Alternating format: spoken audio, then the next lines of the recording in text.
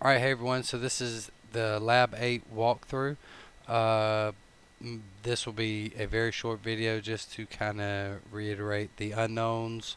I know I've messed up on that a couple times already, so I apologize. This is going to address that and then exactly what needs to be filled out and done for Lab 8. Okay, so Dr. Taylor has provided the pre-lab discussion. All right, and PowerPoint, so that is here. Um, the only note that I will add is she says that your teacher is going to provide a solvent line in Cougar View, which I will make a description saying reiterating that it is this, but for our lab we're going to use this image here on, I think it's slide 19, uh, with the solvent line being 9 centimeters. Okay, so when you go through and start filling out, so part A you do all by yourself. Let me switch to the, well, I can't show you, I can't get real close, but so for part A you do it all by yourself, and then for part B you will do everything except for number 2, color.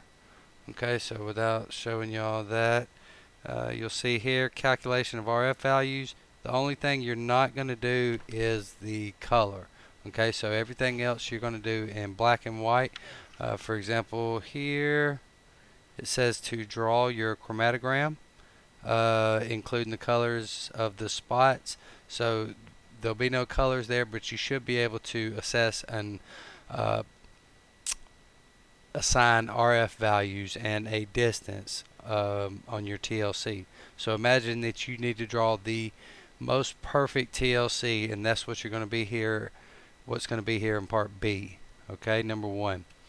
And so you will get these values from the slides that Dr. Taylor's provided. Here are the RF values for all of the amino acids. So you will use that along with the 9 centimeter solvent line, which you'll see here on this computer generated TLC. The 9 centimeter solvent line, and you will be able to complete part B number 1. Okay, and this table here will allow you to finish number 5. The 9 centimeters is what you put for number 3, and then you will calculate number 4 based on that RF value and solvent line. Okay, and Dr. Taylor will go through all of this in the pre-lab discussion if you're watching this first. And so the RF value is just a representation of the distance that your amino acid traveled, or any amino acid traveled, over the solvent line. Okay, so RF value of 1 would be 9 centimeters. That means it was the solvent.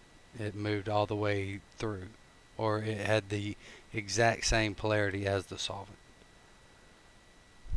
Okay, so just make sure I covered everything. Oh, for the unknowns. Okay, the unknowns, I've assigned each class their own unknown. You will use these values here in this same image. Okay, so if you have unknown A, your value for your unknown will be 4.5 centimeters. And then you'll calculate the RF value and then determine which one of these amino acids it most likely was. Okay, so that's it for lab 8. It's rather short lab. Shouldn't be any problems, but if you do run into anything, email me and I'll get back to you as soon as possible. But yeah, that's it. This was just a kind of short walkthrough to make sure that you know exactly what you're filling out and how to do it. Okay, so I'll see y'all next time. Bye.